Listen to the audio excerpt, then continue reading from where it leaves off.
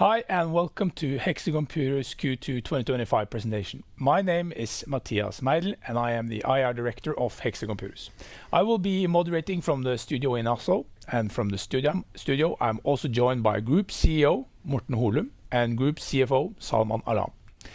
The agenda for today includes, as usual, the highlights from the quarter, a company update, the financials, and the outlook. We will end the presentation with a Q&A session, so please feel free to enter your questions via the function on your screen. So with that, I will pass the word over to you, Morten, who will take us through the highlights of the quarter. Thank you, Mathias, and good morning, everyone. Thanks for joining our webcast today on what turns out to be a beautiful summer day here in Oslo. So let's look at the key developments in the second quarter. Number one, the second quarter was weak, 44% lower than last year, and driving the LTM revenue down to 1.364 billion NOK. Number two, more positively, we've seen strong order intake in recent months across our product portfolio, which improves demand visibility for the second half of 2025. Continued high activity for transit bus and a meaningful uptick in hydrogen distribution. Number three, we expanded our relationship with Hino to supply complete Class 6 and 7 battery electric straight trucks for the North American market. And we have initiated a process to assess alternatives for the battery systems and vehicle integration business. And finally, number four, we are expanding the cost reduction program by 150 million NOK to a total of 350 million NOK to lower the break-even point and enable profitability at lower volume. So overall, a weak quarter, particularly for hydrogen distribution, but we see a significantly better second half of the year for the group, and we're well underway with the operational and structural activities to adapt the company to a new reality. So revenue for Q2 2025 was 193 million NOK, which is 63% lower than the same period last year. This is driven by significantly lower deliveries of hydrogen distribution modules this quarter compared to last year. We also had solid deliveries to the heavy-duty truck segment in Q2 last year, which we did not have in Q2 this year.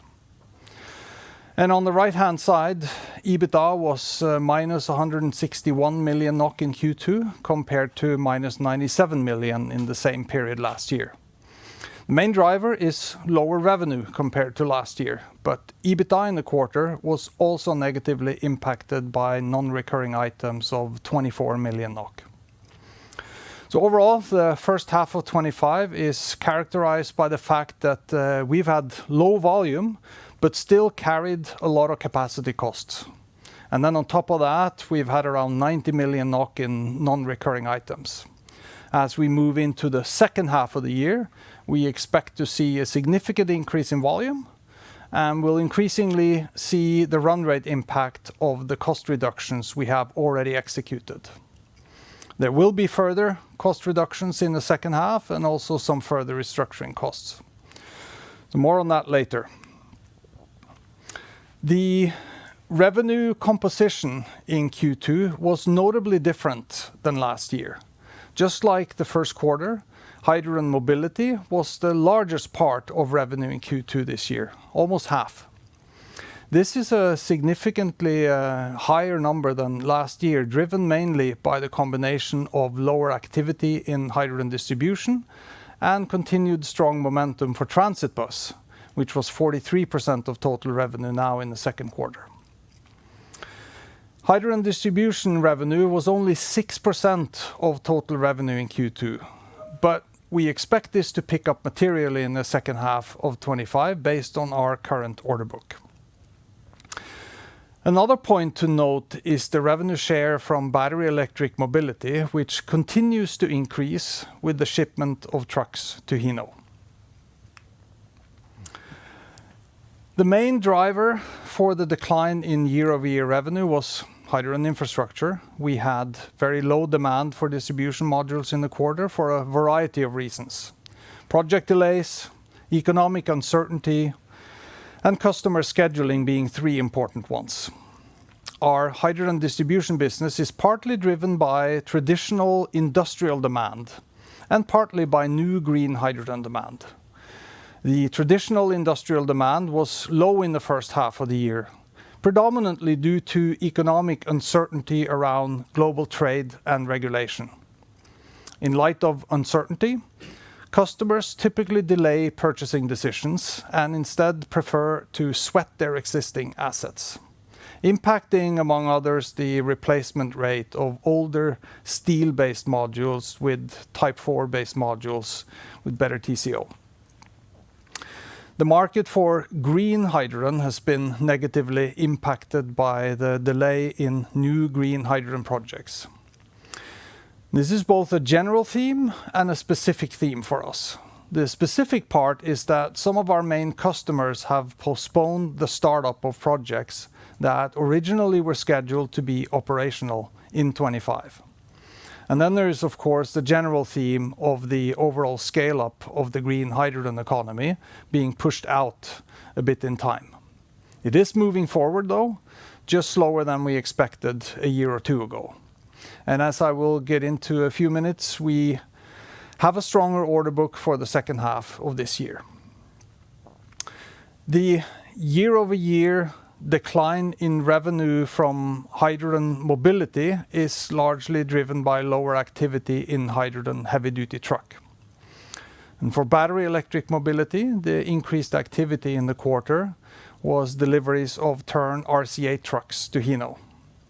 This is still relatively low volume, and we're currently mainly producing demonstration trucks for customer trials.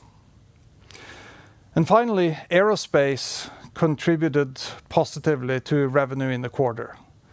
This has historically been a more lumpy project business, but we're now in a period of increasing launch activity in the US aerospace market, which has positively impacted our order intake in the quarter and provides revenue visibility for this application in both 2025 and 2026.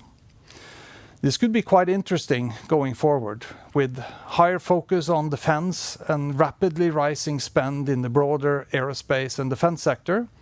This business has the potential to grow substantially in the coming years. Looking at the product areas within the group, there are differences in the commercial momentum between the applications and also the extent to which we have forward visibility. So starting on the left, we see continued strong commercial momentum for hydrogen transit bus, particularly in Europe.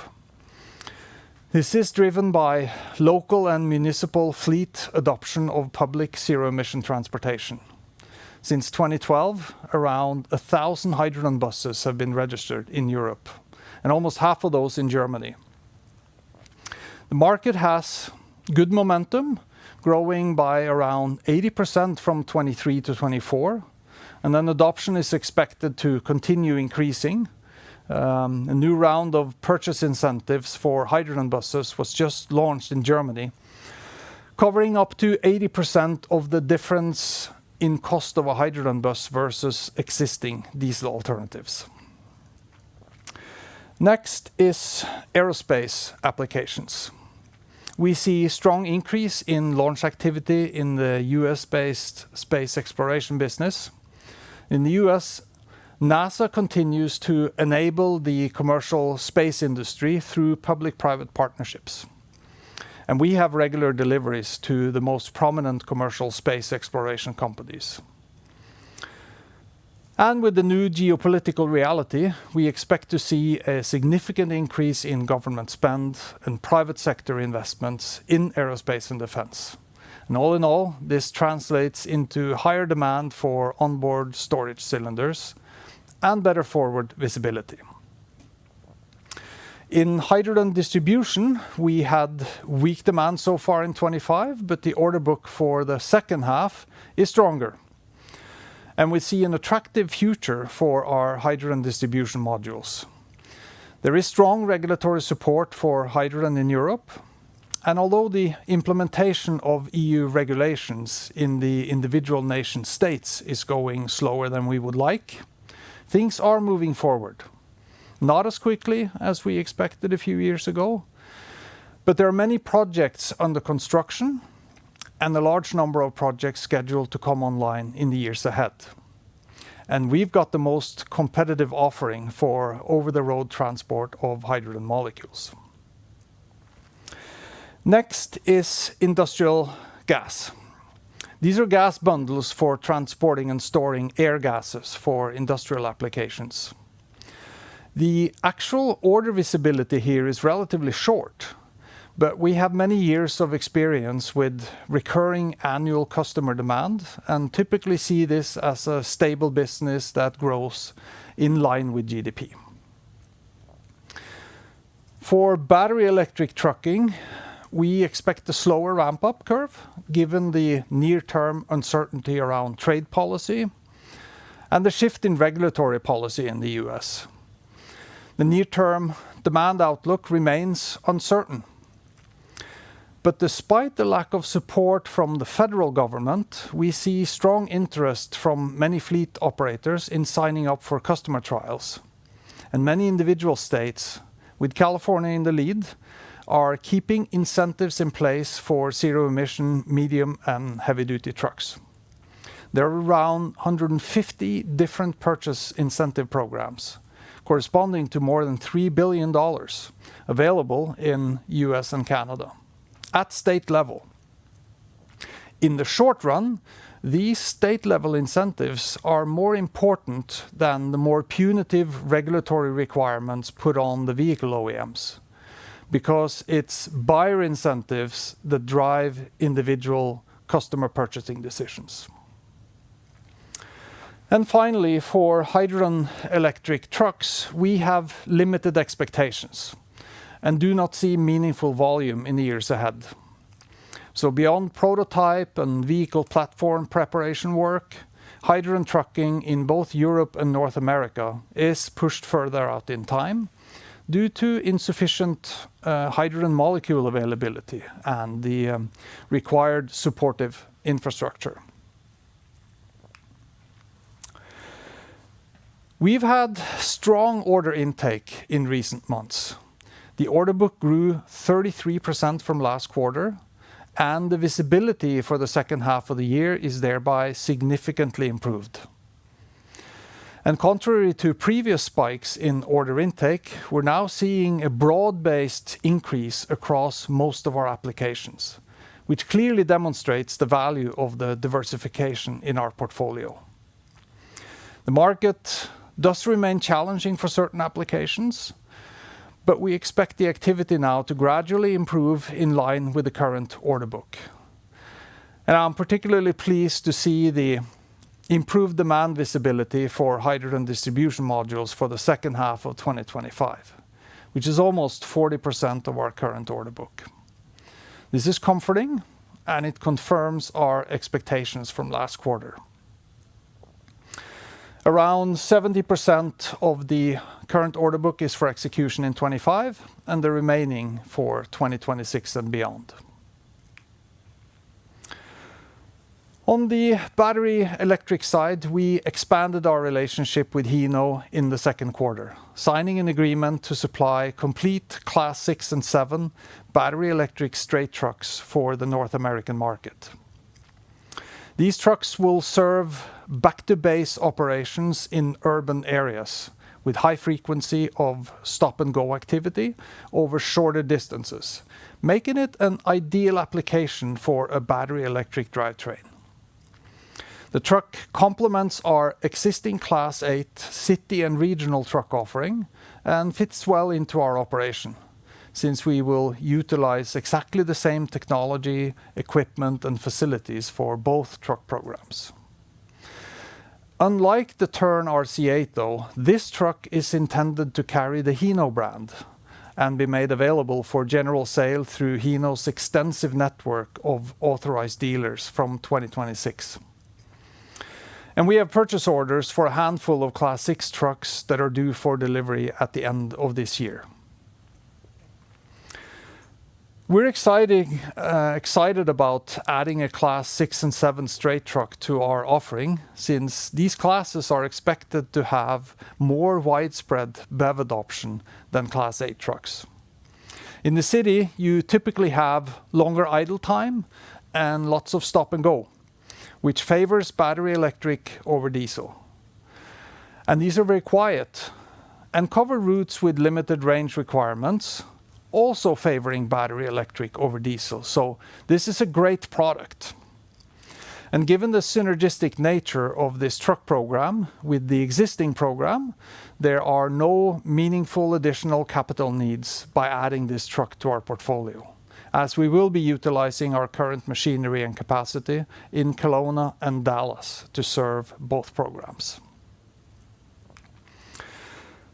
And as announced a few weeks ago, we initiated a strategic review of the BVI business on the back of the new program with Hino. We believe this business has a very promising future. So the purpose of the strategic review is to generate structural alternatives to fully leverage the growth potential of that business, following the expanded relationship with Hino. This could include inviting one or more partners into BVI, or finding other structural solutions. And this is part then of the overall business portfolio review to secure the company's cash runway to EBITDA and cash break even. As I mentioned in Q1, we have rigged our hydrogen business for continued growth. And we're carrying capacity costs that require higher volume than what we're currently expecting to achieve profitability, despite the improved order intake in the quarter. Because of that, we continue to adapt the cost base to the current demand outlook, and we're planning to execute further workforce and OpEx reductions in Germany during the second half of 2025. With what we have learned through the first half of the year, we've gotten higher comfort on where we need to be cost-wise, getting the cost base where it needs to be in the short term, while also retaining the flexibility to scale up when the market conditions improve. So going into 26, we're now looking at a total cost reduction of around 350 million NOK, all else equal, compared to 24, which is 150 million higher than the 200 million we announced in Q1. The second round of cost reduction is estimated to take the total workforce reduction in Germany and for the group overall to around 30%, including the effects of the reductions announced in February. And in parallel to the cost reductions, we continue to review our entire business portfolio. For BVI, we have the strategic review process. For HMI, in addition to the pure cost takeouts, as I mentioned on the previous slide, we're streamlining the product portfolio across several application areas, putting higher priority on the near-term cash generative part of the product portfolio, and also working on increasing operational efficiency. In China, we're working with our JV partner, CIMC Enric, to assess different measures and structures to improve the operational and financial profile of the JV. So we're looking through our entire business, and we see that we have multiple options and levers to reduce costs and to extend the cash runway. Together with the cost-cutting initiatives, we expect the outcome of the portfolio review activities to meaningfully contribute to making the current cash balance last until we reach EBITDA and cash break even. So that concludes the company update, and with that, I will hand the stage over to our CFO, who will take you through the financials. Salman? Thank you, Morten, and good morning, everyone. Let's have a closer look at our Q2 2025 results. In the second quarter, we posted revenue of 193 million, which is 63% lower compared to the same period last year. The decline was primarily driven by significantly lower revenue from hydrogen infrastructure and secondarily from lower activity in hydrogen heavy-duty mobility. The decline was partly offset by continued high activity for hydrogen transit bus, as well as an increase in battery electric truck deliveries to Hino, as well as higher activity for our North American aerospace business. Total operating expenses ended at 355 million in the second quarter, which was significantly lower than last year due to the lower revenue. Our cost of materials ratio was 52% in the quarter compared to 62% in the same quarter last year and was positively impacted by product mix. Payroll-related expenses were 152 million in the quarter, down 22% compared to the same quarter last year, primarily reflecting the majority of the impact of the workforce reductions announced in February. Other expenses came in at 101 million in the second quarter and includes 24 million in non-recurring items. Subtracting total operating expenses from total revenue, EBITDA ended at negative 161 million in the second quarter compared to negative 97 million in the same quarter last year. Moving below the EBITDA line, depreciation and amortization was 66 million in the quarter, up from 50 million in the same quarter last year, and the increase is mainly due to the higher balance of depreciable assets compared to last year. Losses from investments in associates ended at negative 3 million in the quarter, broadly in line with last year. Finance income in the second quarter was 39 million, where 6 million was related to interest income on bank deposits and the remainder was mainly foreign exchange fluctuations. Finance costs in the second quarter amounted to 82 million, where 62 million were related to non-cash interest on the 2 convertible bonds we have outstanding. Another 9 million is related to interest on lease liabilities, and the remainder relates to foreign exchange fluctuations mainly. At the group level, we are not yet in a taxable position, so tax expense in the quarter was negative 1 million. Subsequently, loss after tax ended at negative 272 million versus negative 221 million in the same quarter last year. Moving on to the segments, and starting off with hydrogen mobility and infrastructure. As a reminder, this segment is the business unit that manufactures hydrogen cylinders and hydrogen systems for storage of hydrogen on board, either off-road or on-road vehicles, or for infrastructure purposes such as the distribution of hydrogen from the point of production to the point of consumption. It also includes our industrial gas business in Europe and aerospace business in the US. So looking at the financials for the segment, revenue in the second quarter for the segment was 164 million, down 69% compared to the same period last year. The decline is mainly driven by a significant reduction in hydrogen infrastructure revenue, which was down 95% year-over-year. As we saw in the first quarter, hydrogen mobility was the largest revenue component for the segment also this quarter, and made up 54% of revenue. Within the hydrogen mobility segment, we saw continued strong activity for transit bus, but that was offset by lower activity within heavy-duty trucking. The other segment, which consists of our industrial gas and aerospace business, also grew by about 20% year-over-year and made up 37% of segment revenue in the quarter. Moving to the right-hand side of the page, EBITDA in the quarter was negative 76 million, reflecting the impact of significantly lower revenue, which reduced the segment's ability to absorb fixed costs. This was further compounded by a less profitable product mix, and at the same time, the full effect of the initial cost reductions announced in February are yet to fully flow through the numbers. With the additional measures we're announcing today, we're expanding the cost-cutting program, as Morten mentioned, by another 20 percentage points, bringing the total expected workforce reduction in Germany to approximately 30% compared to 2024 levels. Together, these actions represent a significant reduction in the unit's operating cost base and are aimed at enabling EBITDA break-even at a lower revenue level going forward. Moving to the battery systems and vehicle integration segment.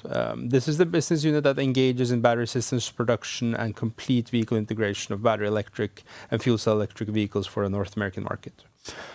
We also have a complete suite of proprietary key components required for electrification of heavy-duty trucking. Revenue for the segment in the second quarter was 25 million, up from 2 million in the same period last year. The increase was mainly driven by deliveries of battery electric trucks to Hino, as well as battery systems supplied to Toyota Motors North America. For BVI, 2025 is focused on building and delivering initial vehicles for customer demonstration programs, which are ongoing and will continue throughout the year. This includes both the Class 8 program announced last year and the recently launched Class 6 program, both in collaboration with Hino. As a result, we expect BVI to be able to deliver higher revenues this year compared to last year. EBITDA in the second quarter for the segment ended at negative 31 million, which is an improvement compared to last year, driven by higher revenue and reduced operating costs following the workforce reductions that we effectuated earlier this year.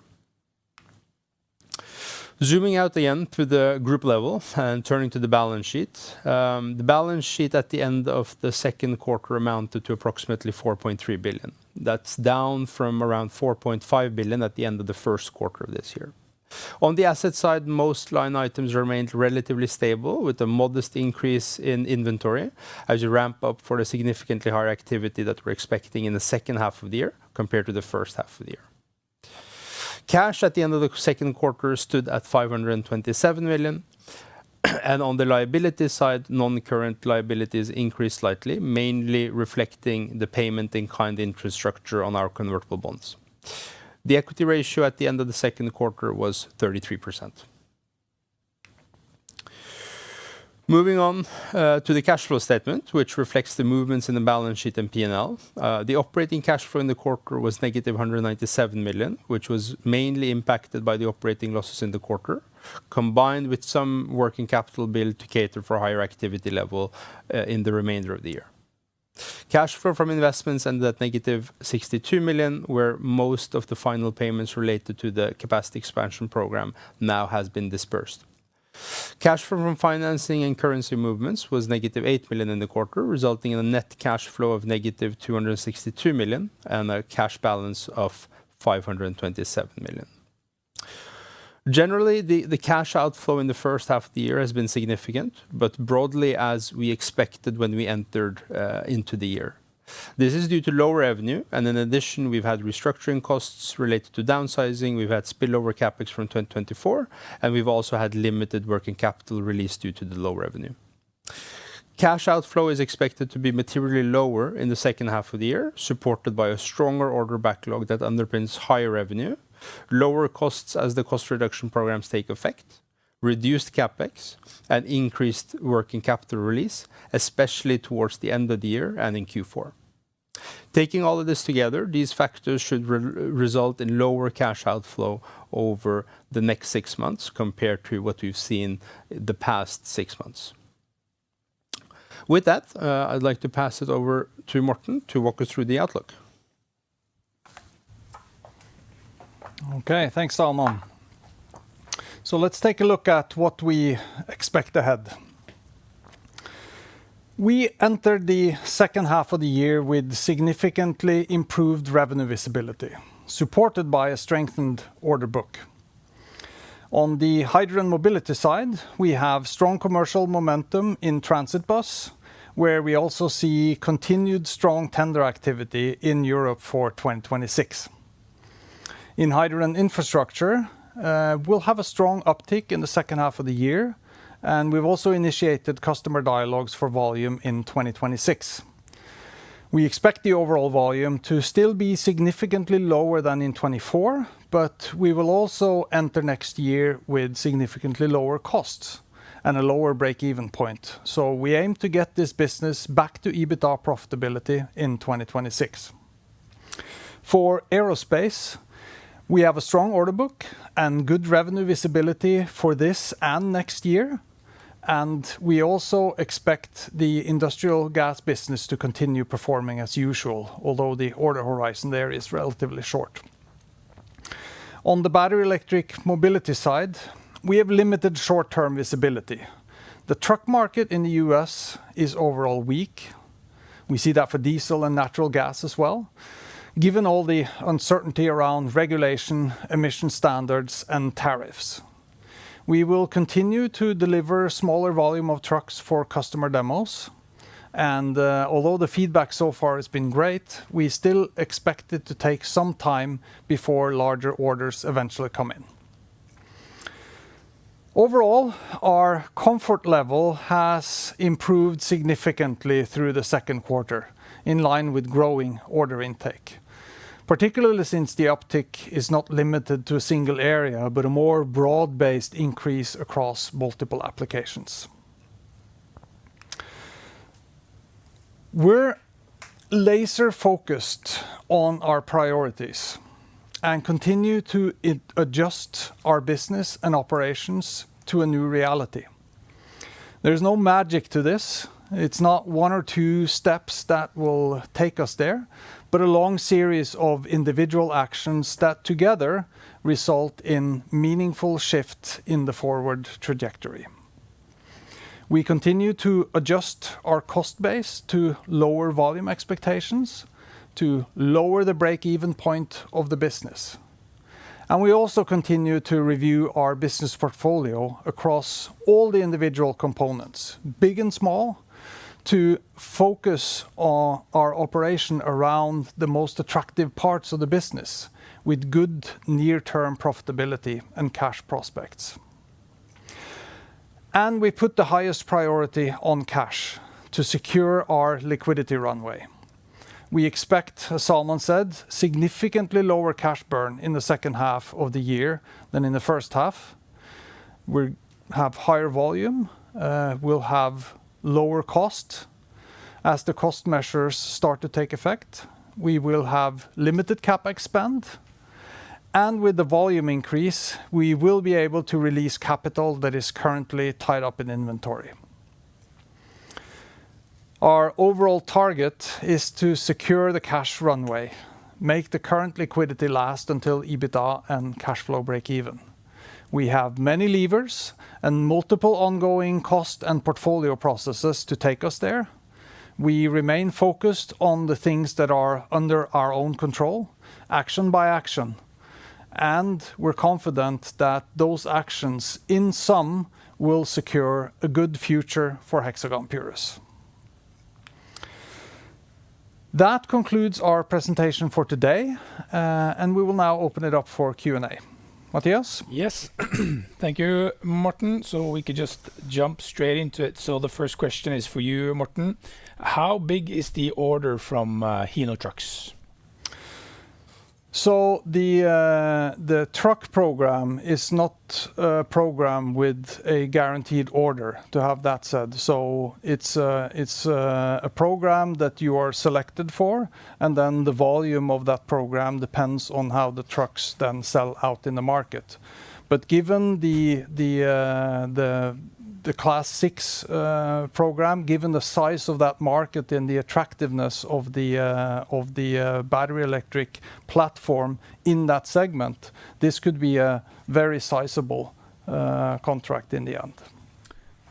Thank you, Morten. And then another question for you from Joe Burns.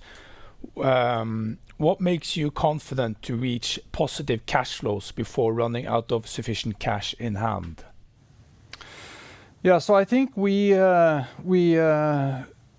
now have significantly lower cash outflow in the second half of the year. This, in the end, depends on the fact that we now see business picking up. It's been very weak in the first half of the year, and of course, the majority of the outflow of cash now have been operating losses. We now enter the second half of the year with somewhat lower cost. We will enter 26 with significantly lower cost than what we've had. And so we've rigged the business not to drive any operating losses. And then I think we have all of these other measures in terms of looking through and pruning and improving our portfolio. And then together, all of those things we look at, in the end, we see many avenues that takes us where we need to go. So I think it's a combination of several things, not just one. But of course, most importantly is now the order book is growing, volume is coming up, which will get us to a profitable level on EBITDA, instead of being something that drains cash. Thank you, Morten. And then a question here from Martin. You're speaking of a strong order intake in Q2. Looking at your press releases in Q2, I only see one order from MCV. Which other orders did you get in Q2? Are you not allowed to talk about them, Salman? Yeah, so the order intake in the second quarter was broad-based, as Morten said. So it was really across several applications, and there was some larger orders and some smaller orders, but there was none of those orders that were of a magnitude that warranted a separate stock exchange release. Thank you, Salman. And then a question for you, Morten. Regarding your reduction in workforce, will you need to invest capex to come back to the old production capacity, or would it just be expanding workforce again? Yeah, so we retain the overall facilities that we have and the equipment that we have invested in. So it's a matter of workforce to scale up. So we will be able to scale back up again, and it's a matter of hiring and training people. Thank you, Morten. And then a question for you, Salman, from Anders Rosenlund. At what annual revenue level do you expect to go break even? Yeah, we wouldn't want to comment specifically on that today, but generally speaking, the actions that we're taking this year when it comes to the cost cuts are aimed at getting us to EBITDA break even with the volumes that we are expecting in the foreseeable future. Thank you, Salman. And that was actually the last question of today. So thank you both, and thank you everyone for dialing in this morning and listening to us. I wish you all a great summer, and we look forward to seeing you again soon. Have a nice day. Thank you.